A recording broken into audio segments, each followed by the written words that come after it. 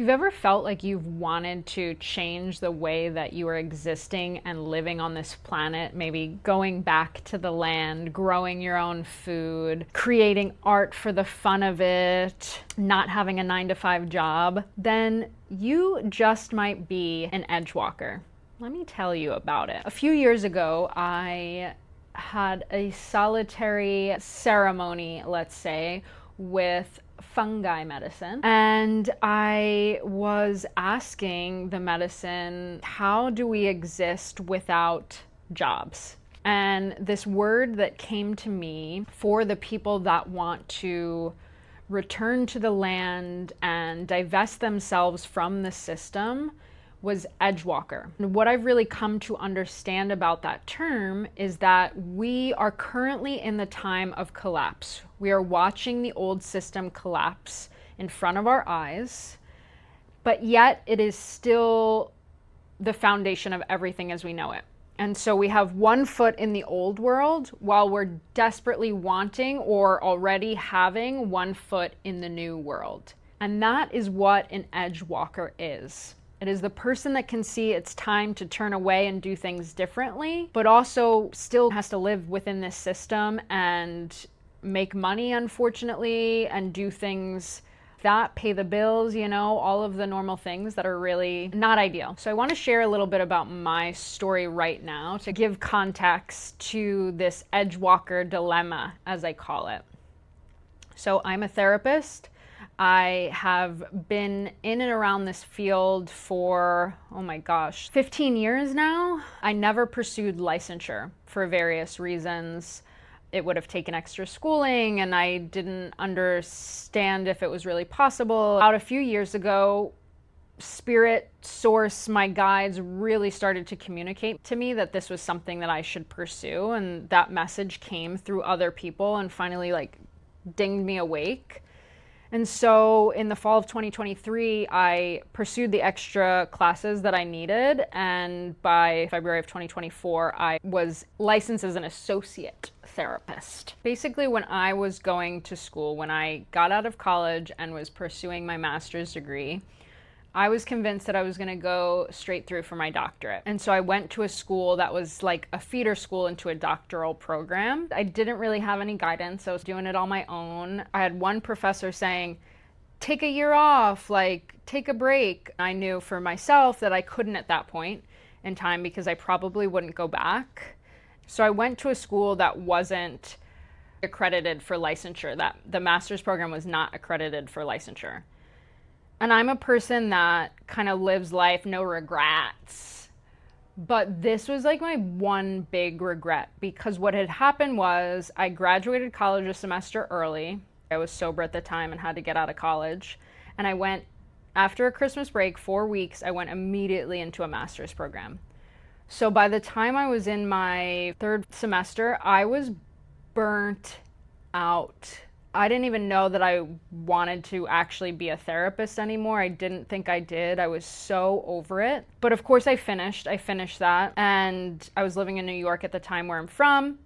And I decided to move across the country to Portland and go to that place where millennials retire.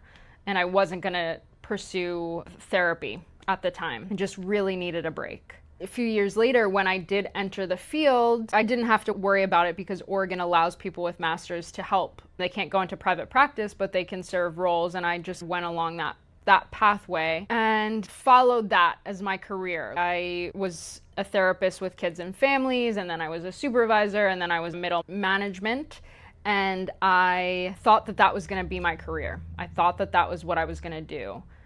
And it definitely was not what I was meant to be doing. After 2020, which was a rough year in the mental health profession, as it was in many others, but it was pretty tough, I finally left that career, and that was when the regret really started to kick in.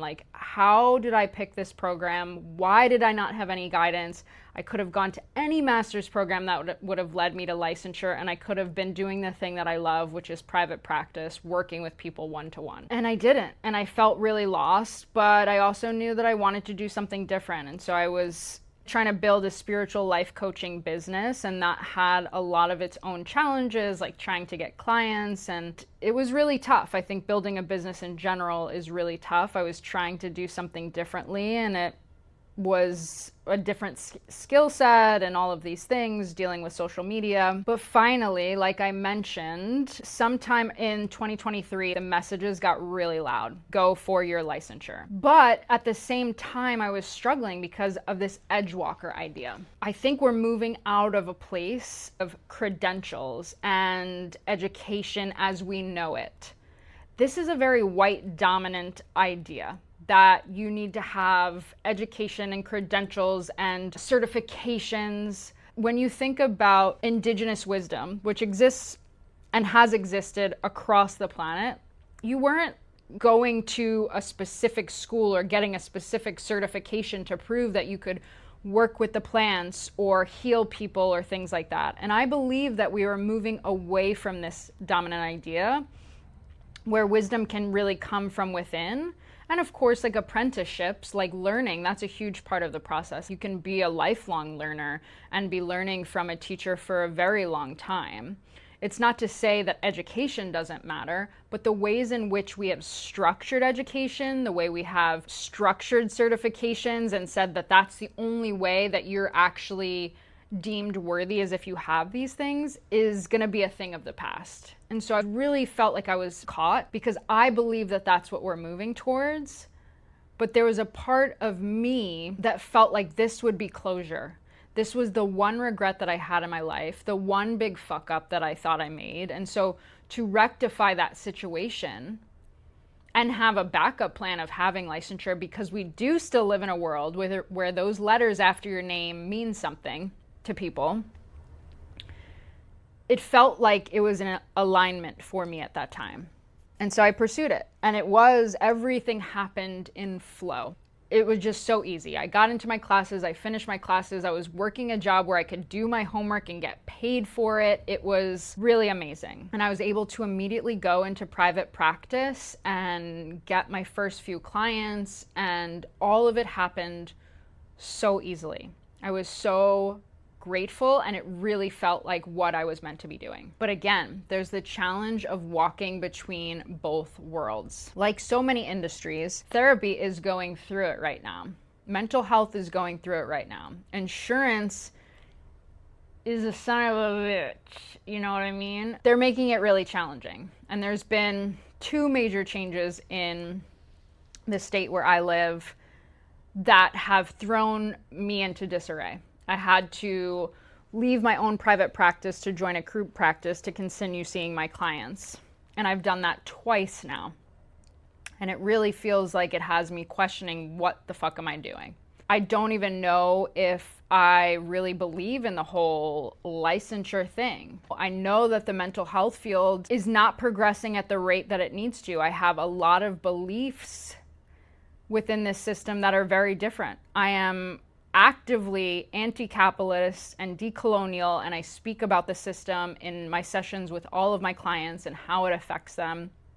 And that's still, I think there are a lot of therapists that are talking about that, but there's a lot that aren't, and that's not yet a part of it. The other part of it with therapy is that it's so individual. The healing is so individualized, which I fully believe is necessary to a point. We do need to do individual work, but ultimately, we need to heal in community.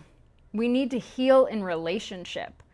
There's only so much healing we can do in a silo and individually by ourselves. We then need to be in relationship with others and see, okay, wait, how am I actually managing this trigger now that somebody is pushing those buttons? And I think that's not emphasized enough in mental health therapy. We're not thinking enough about how to be in relationship and how to be in community and what that really looks like. And so I'm questioning where I'm at right now. I'm probably about 6 months away from finishing licensure, and I've actually, on multiple occasions, thought about quitting and walking away.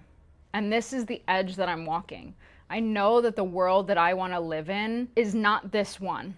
Not one of insurance and diagnoses and just individual healing, which again is important, but it's not the only thing. When I think about my role as a therapist, I see myself in a village, more like a mentor and a guide to walk that journey with all of the people that need that kind of support in the village. That's my idea of what we're walking towards, but we're not there yet.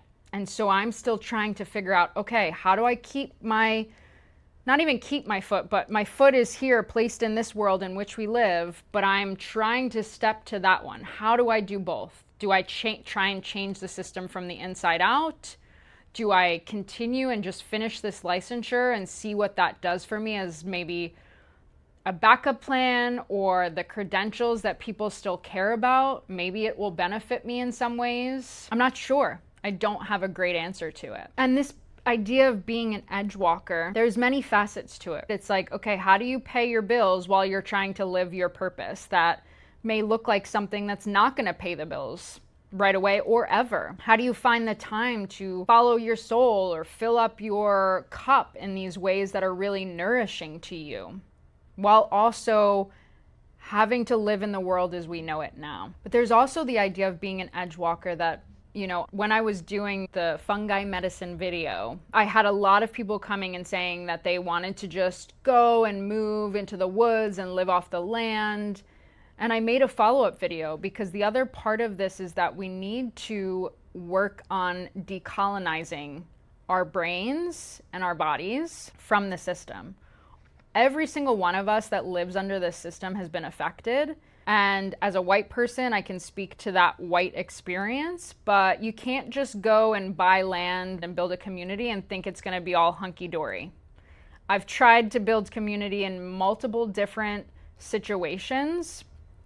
That shit is challenging as hell. And if you haven't done the inner work to see where the system lives within you and uprooted it, you're just going to go out into the woods and recreate the same systems that we are trying to escape. And so an essential part of trying to build that new world and function as this edgewalker who's creating the world while still living in this one is doing the work of decolonizing your mind. This is essential work. This is the work that I talk about here on this channel. This is deprogramming. You don't want to be a part of this system. So the place to start is uprooting it where it lives within you. I think one of the other challenges of being an edgewalker is really casting and holding a vision for what the world can look like. I'm even thinking about it as I'm speaking, but I realize maybe the vision of the world is too overwhelming. As I was speaking, I was able to say what my vision of my role would be. I can see that part. But when I think about the whole world, it's not my forte to think about how this system and that system can change. I'm not a builder. I'm not a scientist. There's certain skill sets that just are not my forte, and it's harder for me to envision. But what I can envision is my role, what I want to create. So maybe you start to cast the vision of what you want to create. What could that look like? What would your role be? What would your community look like? Would you live in a village? What would the village's values be? Because the time is coming for us to really have to form regenerative, village-like communities that serve a lot of our needs, in fact, most of them, so that we are no longer reliant on the system. But maybe we don't have to be responsible for envisioning all of it. Maybe we just have to think about our little thread. That's the only thread that we can pull. That's the only thing we're responsible for and that we have power over. But if all of us pulled our little thread, that's millions of threads being pulled out of this systemic sweater. That sweater's coming apart. So never underestimate how powerful one single person is. But when we come together, all as individual single people, that's when things are really gonna change. In fact, that has the parasite class shaking in their boots. They don't want us remembering our power. That's why most of us don't. Each one of us has a zone of genius. Each one of us has a thread we can pull. Each one of us is divinely powerful. Yes, we may still have to pay our bills. Yes, we may still have to have that shitty job. But if we can vision cast, of the future and walk towards it, even just our little thread of it, powerful, powerful shit will happen. I guarantee it. Bookmark me. I said it here first. I know it will happen. I believe it. Share my belief. Tell me in the comments, what's your role? What is the challenge for you of being an Edgewalker? And how are we doing this together?